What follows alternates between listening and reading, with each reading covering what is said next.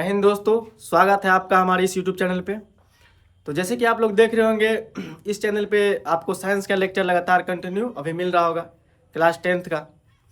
तो उसी प्रकार जो है आप लोग को जब आगाज़ हुआ था सूर्योदय बैच का, तो उसमें बताया गया था जो सारा सिलेबस कवर किया जाएगा।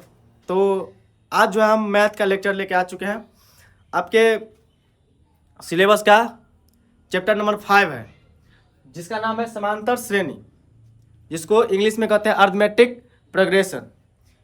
इसको इंग्लिश में कहते हैं अर्थमेटिक प्रोग्रेशन, और इसको शॉर्ट में वो कहते हैं एपी। क्या कहते हैं शॉर्ट में? जो इसको कहते हैं हम एपी।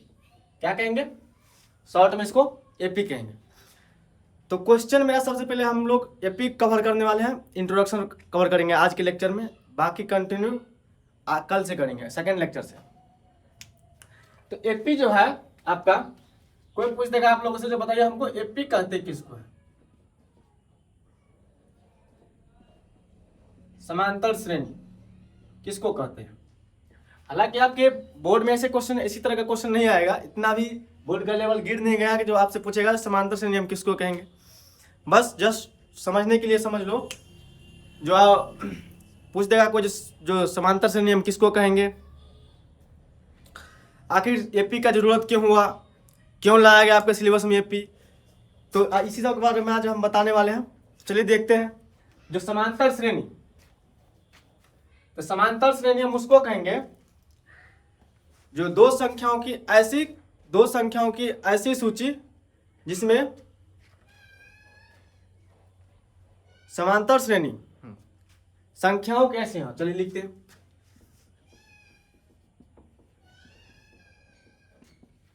संख्याओं की ऐसी सूची जिसमें दो क्रमागत पदों का अंतर सदैव समान होता है।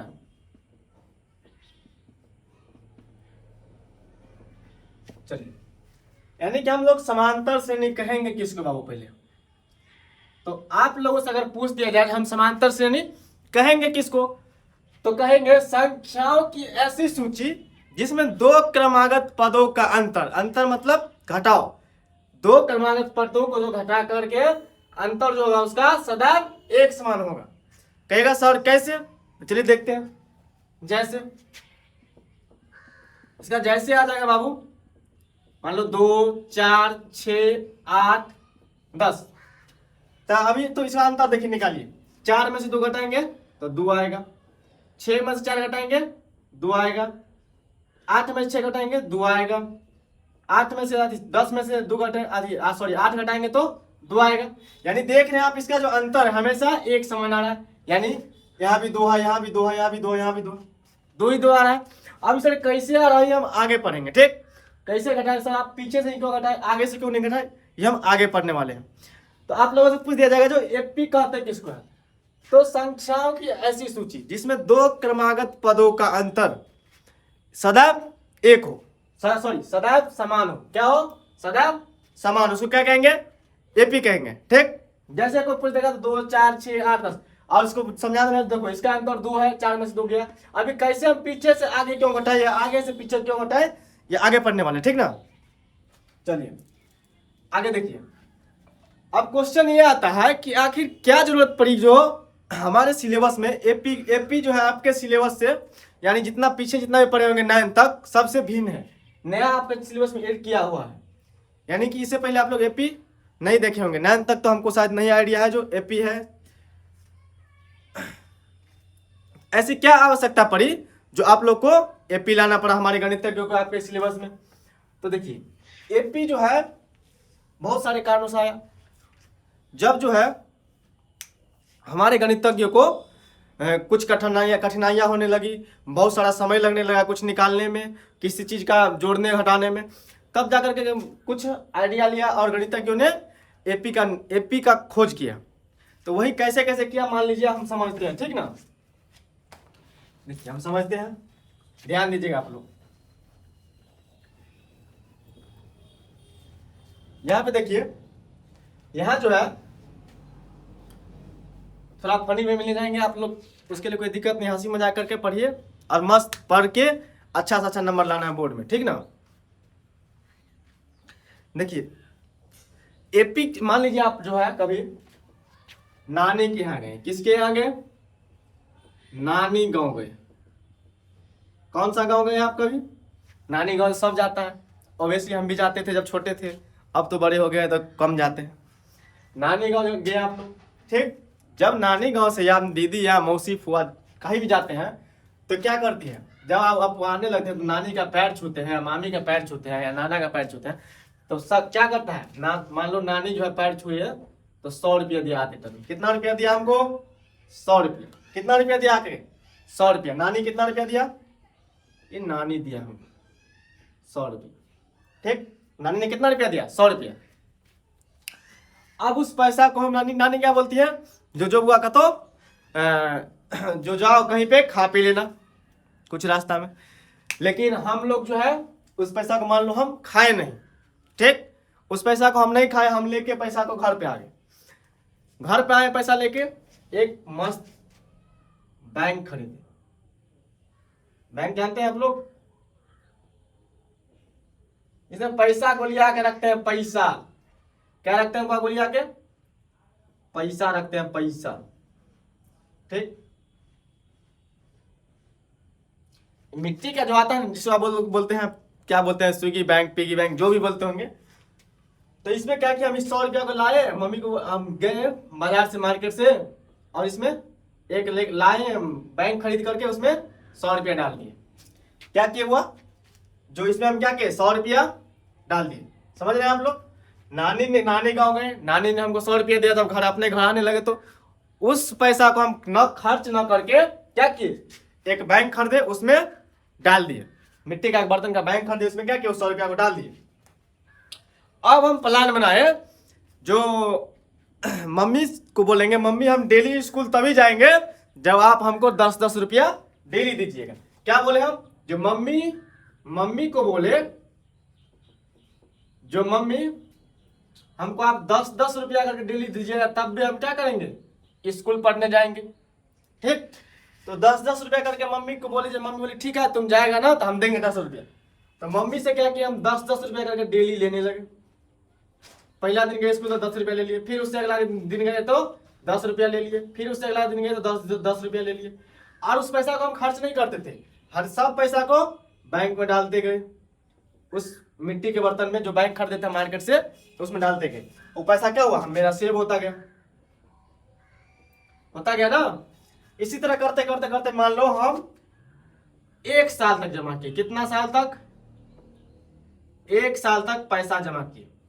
10-10 रुपया मम्मी से लेकर के 10-10 रुपया डेली करके जमा करते रहे, एक दिन पे, एक दिन डेली बाय डेली 10-10 रुपया जमा करते रहे 1 साल तक। 1 साल में होता कितना दिन है, 365 दिन। अब मम्मी बोला तुम जो इतना रुपया लेता है आखिर करता क्या है, तो मम्मी को तुम झूठ बोल देगा, जो मम्मी हम तो पैसा के खा जाए स्कूल जाए तो, लेकिन तुम तो खाता नहीं, यहाँ बैंक में आके जमा कर देता है अपने अथी, जो भी बैंक बोलता है स्विगी पिगी। अब तुम 365 दिन तो 10-10 रुपया करके ऐड किया, इस बैंक में जमा किया। अब पूछ दिया, मान लो मम्मी को गलती से भनक लग गया, तुम पैसा को खाता नहीं था, उसको जाके कहीं पे सेव करता था, तो मम्मी बोल रही है अच्छा बताओ, तुम जो हमसे पैसा लिया, तुम झूठ बोल के कि मम्मी हम खर्चा करेंगे, लेकिन तुम खर्चा नहीं किया, अच्छा बात है, लेकिन तुम जो जमा किया पैसा, तो बताओ तुमने बैंक में कितना पैसा जमा है। तो अब तू क्या करने लगा, पहला दिन 10 रुपया, अच्छा मम्मी पहला दिन 10 रुपया, दूसरा दिन 10 रुपया, 10-10 20 हो गए मम्मी, तीसरा दिन फिर 10 रुपया, 10-10 फिर 10 30 रुपया, फिर चौथा दिन 10 रुपया ऐड किया 40 रुपया, फिर पांचवा दिन 10 रुपया ऐड किया 50 रुपया, यानी आपने कितना दिन दिमाग लिया, 365 गुने 10 3650, ऐसे कीजिएगा, ठीक है। मान लो 500 साल तक हम किए, तब तो गुना करने में टाइम लगेगा। इसीलिए जब समझिए इतना करने लगे, तो देखो अभी हम क्या हो, मजदूरी हो रहा है हमको, यानी बहुत सारा निकाल तो लेंगे कि बैंक को कितना पैसा ऐड कर दिए, मैंने डाल दिए हम, लेकिन हमको समय लग जाएगा। इन्हीं सब कठिनाइयों को देखते हुए हमारे गणितज्ञ ने क्या किया, मान लो किसी मतलब हमको बताना 1 से 100 के बीच में कितनी सम संख्या है, कितनी विषम संख्या है, 1 से 100 में कितने संख्या है। इन्हीं सब परेशानियों को निकालने के लिए क्या करेंगे, हम गिन के निकालेंगे। 1 से 100 के बीच में बोलेगा सम संख्या कितने हैं, तो क्या करिएगा, पहला 2 हो गया, इसके बाद 4, 6, 8, ऐसे करते करते करते कहाँ तक जाएंगे, 100 तक जाएंगे। निकाल तो लेंगे हम, लेकिन समय लगेगा अधिक। इन्हीं सब कठिनाइयों को देखते हुए हमारे गणितज्ञ ने एपी लाया। और हम बोले जो एपी हम उसको कहते हैं संख्याओं की सूची जिसमें दो क्रमागत पदों का अंतर समान हो। अब पदों का अंतर यानी आपका मान लीजिए, जैसे हम लिखे थे हम 2, 4, 6, 8, 10, 12, इतना 10 तक लिखे थे, ठीक, 10 तक लिखे थे। अगर 10 तक लिखे थे हम एपी में तो क्या कहेंगे, या इसका अंतर हम 2 बताए, आपको पता है ना बाबू, फिर इसका भी अंतर 2 निकालेंगे, इसका भी अंतर 2, इसका भी अंतर 2 निकालेंगे। अब यह अंतर हम पीछे से आगे कर क्यों घटा रहे हैं, तो हमेशा आप ध्यान रखिएगा, ये समान जो अंतर है एपी में, इस समान अंतर को बोलते हैं हम, समान अंतर को बोलते हैं हम सार्वांतर। क्या बोलेंगे, आपके बुक के लैंग्वेज में सार्व अंतर, क्या बोलेंगे, सार्व अंतर। समांतर को क्या बोल सकते हैं हम, सार्व अंतर। यानी सार्व का मतलब है सभी जगह इसका अंतर क्या होगा, सदैव एक समान होगा। न कि यहाँ पे 2 है तो कहीं 4 आ रहा है, नहीं, यहाँ भी 2 देगा, यहाँ भी 2 देगा, यहाँ भी 2 ही देगा। समान अंतर सर्वांतर होता है, ठीक। यानी सर्वांतर निकालने के लिए हमेशा हम आगे वाला पद में से पीछे वाला पद घटाएंगे, ना कि पीछे वाला पद में से आगे वाला पद। लिखा है ना 2 क्रमागत पद, तो हमेशा आगे वाला पद में से पीछे वाला पद, ये हमेशा 4 में से 2 घटाएंगे, 2 में से 4 कभी भी नहीं घटाएंगे। सर्वांतर निकालने के क्या करेंगे बताओ, हमेशा आगे वाला पद में से पीछे वाला पद घटाना। यानी आगे वाला पद 10 है, इसके पीछे वाला 8 है। अब यहाँ से आप डायरेक्ट 6 नहीं घटा दीजिएगा, उसके जस्ट पहले वाला पद घटाना है, ना कि यहाँ से डायरेक्ट आप 2 घटाइएगा, तो यहाँ तो अंतर 8 आ गया, ये का अंतर 2 आ जाएगा। इसलिए हमेशा जो है आप देखिए यहाँ पे जस्ट पीछे वाला पद घटाना है, तब आपका सर्वांतर निकल जाएगा। कितना होगा घटा के, 2 आएगा। अब यहाँ से 10 में 6 घटाएगा तो 4 आ जाएगा, तब तो गलती हो गया। और यहाँ से 6 घटाएंगे तो क्या आएगा, यहाँ पे भी 2 आएगा। यानी सर्वांतर का मतलब हुआ जो हमेशा जो है इसका अंतर एक समान रहेगा। सर्वांतर को जब हम डी से डिनोट करते हैं, किससे डिनोट करते हैं, डी से। सर्वांतर को डी से डिनोट करते हैं। चलिए अब एपी का जो है व्यापक रूप, हर एक चीज का आप लोग व्यापक रूप पढ़ के आए होंगे। जैसे द्विघात पढ़ेंगे हम लोग, त्रिघात पढ़ेंगे, 2 चर रैखिक समीकरण पढ़ेंगे, सबका व्यापक रूप होता है, ठीक। यानी देखने में होता कैसा है। तो एपी का व्यापक रूप, एपी का व्यापक रूप, एपी का जो व्यापक रूप होता है बाबू, वो होता है आपका A plus D, A plus 2d, A plus 3d, A plus 4d, dot dot dot. यानी इसके आगे और भी होगा। देखो इसमें ए को बोलते हैं हम, ए को पहला पद बोलते हैं। क्या बोलते हैं, पहला पद, पहला पद या प्रथम पद, ठीक। इसमें ए प्लस डी को बोलते हैं दूसरा पद। क्या बोलेंगे, दूसरा पद।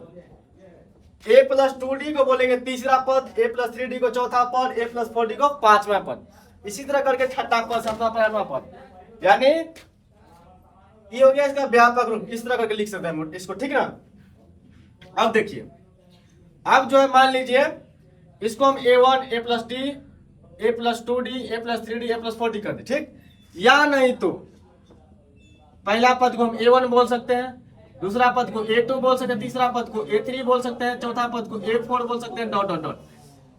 a1 को a बोल सकते हैं, a2 को a प्लस डी लिख सकते हैं हम, a3 को a प्लस 2d लिख सकते हैं, a4 को a प्लस 3d। आगे इसी तरह हम बताएंगे कि a plus 3d, a plus 4d क्यों आ रहा है, ठीक। a1 भी हो गया, a1 पहला पद हो गया, a2 भी दूसरा पद हो गया, a3 तीसरा, a4 चौथा। यानी पहला पद निकालने के लिए, पहला पद को a बोलते हैं, दूसरा पद निकालने के लिए a प्लस डी का उपयोग करेंगे, तीसरा पद निकालने के लिए a प्लस 2d का उपयोग करेंगे, यानी तीसरा पद को a3 कहते हैं, ठीक। a1, a2, a3, a4, समझ गए इतना तक। आगे देखिए, अब जो होता है, मान लिया जाए जो आप लोगों को कह दिया जाए जो बताओ। इसी तरह करते करते करते करते मान लो हमको संख्या पता नहीं है, बोल देगा जो nवां पद यानी अंतिम पद निकाल के दिखाओ इस एपी का। तो देखो अंतिम पद निकालने के लिए एक फॉर्मूला दिया गया an, इसमें an को कहते हैं अंतिम पद। अंतिम पद इसका फॉर्मूला होता है a plus n minus 1 into D. an का फॉर्मूला ध्यान रखिएगा आप लोग, a plus n minus 1 into D, यानी a plus n minus 1 into D. जहां a क्या है, पहला पद ये तो पता है, और यहाँ पर n जो है n हो गया आपका पदों की संख्या।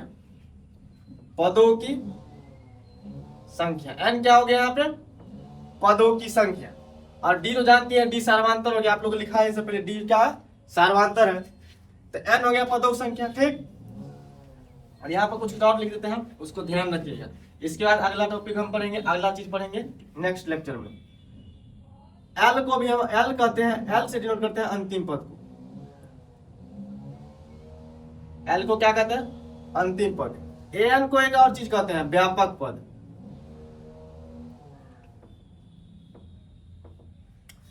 an को कहते हैं व्यापक पद। अब कहिएगा सर हमको पहला पद दे दिया, दूसरा पद दे दिया, तीसरा पद दे दिया, चौथा पद दे दिया, अब निकालेंगे इसको कैसे, ठीक। तो मान लिया जाए इसका डी निकालना है, सार्वधातुक निकालना है, क्या बोले, जस्ट पहला डी, जस्ट आगे वाला पद में से जस्ट पीछे वाला पद घटाना है। तो a2 माइनस क्या हो जाएगा, a1। मान लीजिए हमको नहीं सर हम इसमें से ही घटाएंगे, तो इसके आगे वाला पद क्या है 3, a3, और इसके जस्ट पीछे वाला, ना कि a1 घटाइएगा, इसके जस्ट पीछे वाला पद क्या करवाएगा, a2। तो इसका डी क्या हो जाएगा, a3 माइनस a2।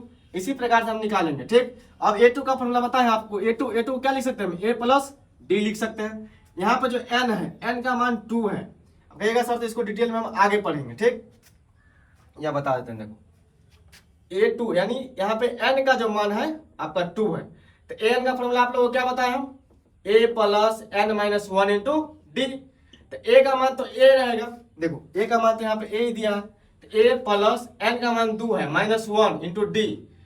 तो a प्लस 2 में से गया तो एक और d का d है, एक और d को गुना करेंगे d हो जाएगा, यानी a प्लस डी, यानी a2 बराबर क्या आया हमको, n का मान कितना निकला a, n का मान n की जगह 2 लिख दिए, a2 बराबर क्या आ गया हमको, a प्लस डी। यही चीज आपको हम पहले बोल चुके हैं, जो a2 बराबर a प्लस डी होता है, और यहाँ पे निकाल के भी दिखा दिए। यानी a3 जो लिखा है यहाँ पे, तो ये n का मान है 3, ये 4 क्या है यहाँ पे, n का मान है। अगर n का मान आप पुट करके इस फॉर्मूला में लिखिएगा तो किसी भी पद का मान आप निकाल लीजिएगा, और n क्या है यहाँ पे, पदों की संख्या। चलिए आशा करते हैं आप लोग को भी लेक्चर अच्छा लगा हो। आगे हम कंटिन्यू करेंगे नेक्स्ट लेक्चर से। धन्यवाद।